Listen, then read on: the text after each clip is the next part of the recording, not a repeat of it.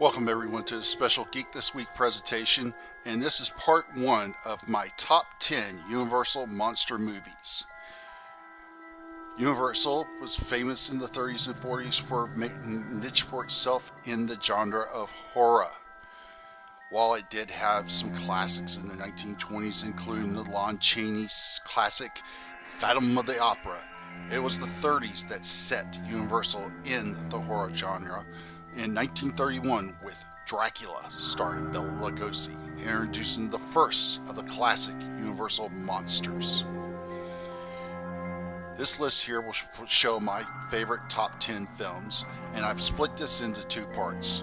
This first part, I will give you my numbers 10 through 6 favorite Universal monster movies. So please sit back and enjoy the special part 1 of my top 10 Universal monster movies. Number 10, Werewolf of London. Werewolf of London originally was planned to be titled The Wolfman, starring Boris Karloff. It had been written by Robert Florey, but the script was tossed aside due to too many controversial instances in the script that the producers felt was not worth shooting. The movie would be developed into what we got in 1935, The Werewolf of London, starring Henry Hull as Dr. Glendon, a British botanist who, while in Tibet, is bitten by a werewolf. The movie also stars Warden Aller as Dr. Ugami, the antagonist, who at the end of the movie is revealed to be the one who afflicted Glenfield with becoming a werewolf.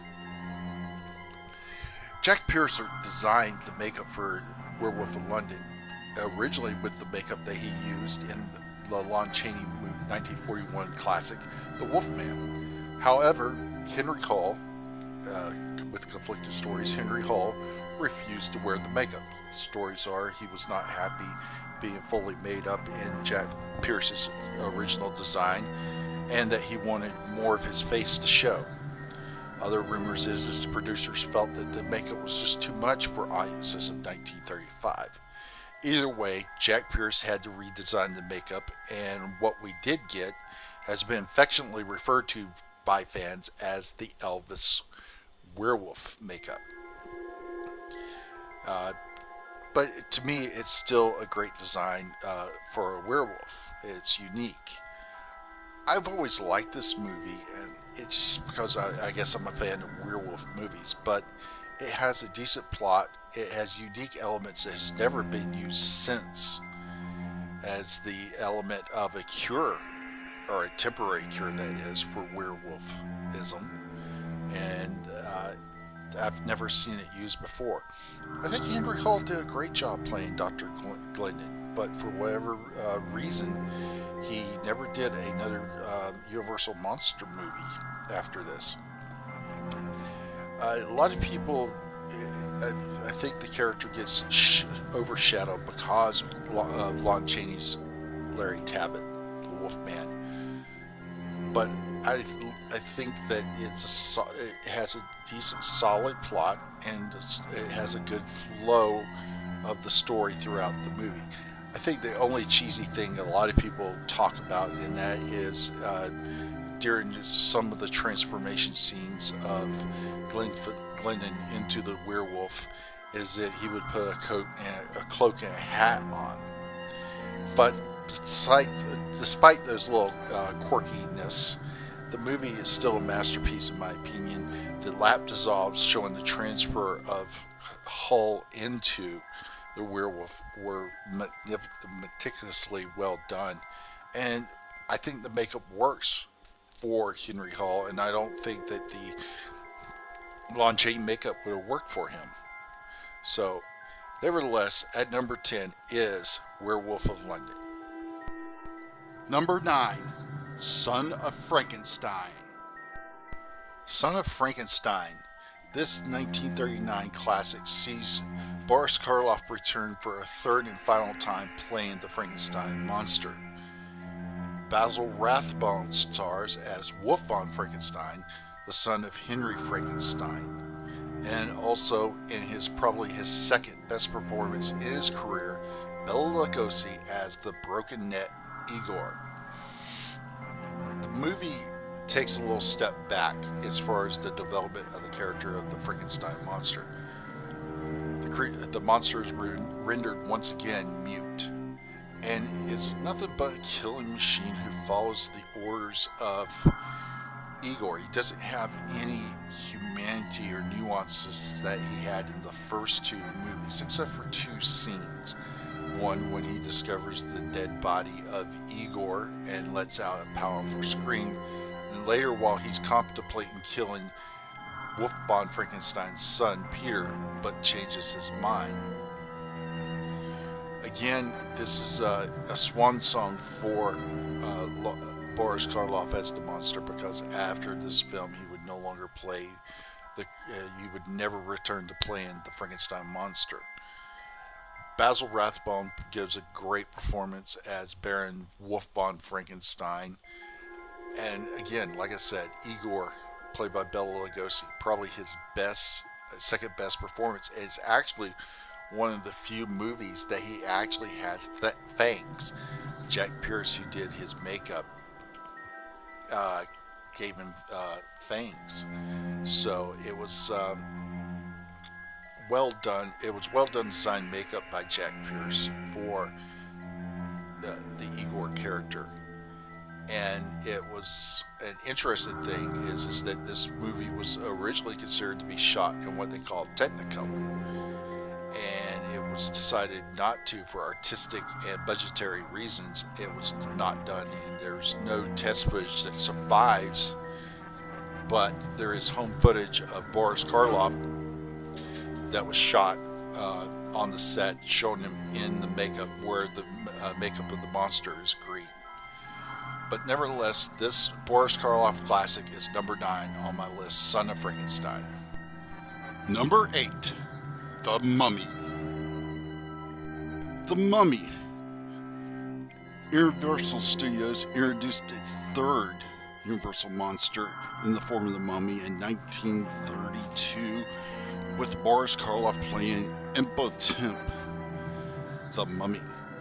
This movie is an original, as the movie is not based on any novel. Originally, it was written as a tale about immortality, written for Boris Karloff, but it molded into the movie we got, The Mummy, written by John Boulderstein, based on a story from Nina Wilkes Putnam.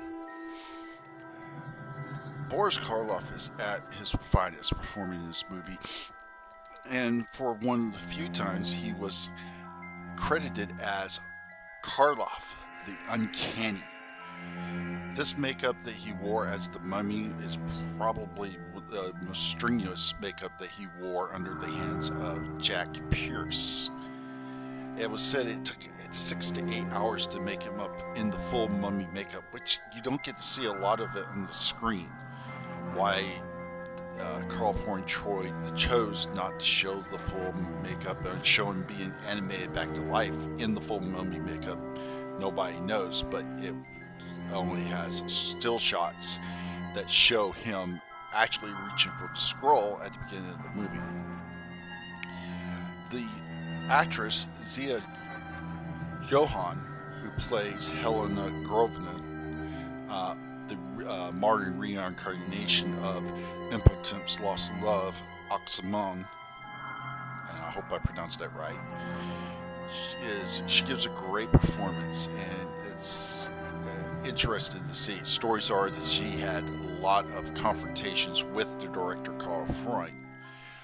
Reason why I have The Mummy at number 8 on this list is because of the dialogue, and certain scenes in the movie are so similar to the 1931 classic Dracula. It's almost, if you were blind and you were listening to dialogue, you would almost think like, wait a minute, am I watching the same movie? Theory is that the writer of the screenplay for The Mummy, John Boulderstein, unconsciously took elements from Dracula, as he did the screenplay for Dracula. But nevertheless, I think it's a great movie. It's it's actually the few Universal monster movies that its spin-offs have nothing to do with the original movie. Universal would go on to make 4 additional Mummy movies, and of course Abbott Costello meets the Mummy, but none of them are related to Imhotep, the Mummy, played by Boris Karloff so brilliantly. Number 7, Frankenstein meets the Wolfman. Frankenstein meets the Wolfman is Universal's first movie with using multiple Universal monster movies, being the Wolfman and the Frankenstein monster. Made in 1943, this served as a sequel to the Wolfman, but also was the 5th in the series of the Frankenstein Universal monster movies. This, to me, is probably Chaney's best performance, second best performance, because I have to say the Wolfman, he gives one hell of a performance, but in this he also does, and I love his transitions into being normal and then just being just so obsessed with death. He gives a wonderful performance. Also, the transformation scenes from Larry Tabbitt to the Wolfman are probably the best in this movie, best well done. One of those scenes where Tabbitt changes into the Wolfman while in the hospital is probably one of the best transformation scenes in the movie, and probably throughout all of his 5 appearances as the Wolfman. Bela Lugosi, who was originally supposed to have played the Frankenstein monster in the 1931 classic Frankenstein, plays the monster in this movie. The logic being is that in the previous Frankenstein movie, Ghost of Frankenstein, Igor, Bela Lugosi's character's brain was put into the body of the monster. A lot of critics and fans have criticized Lugosi's performance as the Frankenstein monster, and once you have a full understanding of what happened, you would be a little more forgiving. Originally, the monster was supposed to speak in the movie, and he was supposed to be blind. This was due to the end of the events at the end of Ghost of Frankenstein, where Igor's brain being put into the monster's body was not compatible, and therefore caused him to go blind. So that explains why Lugosi did his performance with his arms stretched out. The creature was supposed to be blind. For whatever reasons, the producers felt that it would make the movie laughable if they had Lugosi speak as the monster. So it was chosen to have the monster mute. But nevertheless, it's Chaney who really steals this movie. It's his movie. It's more of a sequel to The Wolfman than it is a Frankenstein movie. And Chaney just takes full advantage of this movie and gives a great performance in this movie. Along Madison as Barris Frankenstein gives a great performance, and so does Patrick Nolans as Dr. Manring. I just felt like that this is perfect introduction of the multiple monsters in a movie, and Jack Pierce has got the makeup dead set for the Wolfman. The makeup doesn't look that great on Lugosi, but it works. But nevertheless, I just feel like this movie is it's a great sequel to the Wolfman, bar none in my opinion. And they couldn't have picked a better 2 monsters to tag team together in the first multi-Universal monster movie. Number 6, Abbott and Costello meets Frankenstein. Abbott and Costello meets Frankenstein is the last Universal classic monster movie that has all the monsters together. This would be the last appearance for all the monsters till we got in the 1950s, until we got the introduction of the creature with the Black Lagoon, aka the Gill Man. Lon Chaney Jr. returns as Larry Tabbitt, the Wolfman. As you know, Lon Chaney Jr. was the only actor to have played Larry Tabbitt, the Wolfman. The Frankenstein monster is played by Glenn Strange, who took over the role from Bela Lugosi in House of Frankenstein. Speaking of Bela Lugosi, he returns in this movie for his second and only other performance as Count Dracula in a Universal monster movie. I'm not a huge fan of Abbott and Costello. I was never able to get into their movies, but this works perfectly, the blending of the Universal monsters and the team of Abbott and Costello. The plot line is decently good, and the humor blends in wonderfully with the gothic feel of the movie. The downside, I have to say, is the makeup. You can tell that the Wolfman makeup is not anywhere near what Jack Pierce had in the earlier films like The Wolfman, Frankenstein Meets the Wolfman, and such. But Chaney still gives a wonderful performance because he's always been invested in Larry Tabbitt, the Wolfman. Glenn Strange's performance is good, and of course Lugosi just steps back into the role of Dracula like he never left it. It's good. It's got its humorous moments and such, and it was a nice send-off for these classic monsters, that being the Wolfman, the Frankenstein monster, and Dracula. Nice little uncredited cameo by Vincent Price at the end of the movie. Abbott and Costello are in a boat rolling away from the island, and said, "There's nobody left to scare us." When you hear Vincent's voice, you don't see nobody, you hear his voice saying, "Oh, that's too bad. I was hoping to get in on the excitement. Allow me to introduce myself. I'm the Invisible Man." So we didn't get the Invisible Man fully in this movie, but I've always enjoyed this movie, and it's always been considered the greatest horror comedy movie made, and I can't argue that, but I just feel like it was a nice send-off for these Universal monsters, and that's why I have it in this position on the list. And that's it for part 1 of my top 10 Universal monster movies. I hope you enjoyed the video. Don't forget to check out the other great content on the Geek This Week YouTube channel.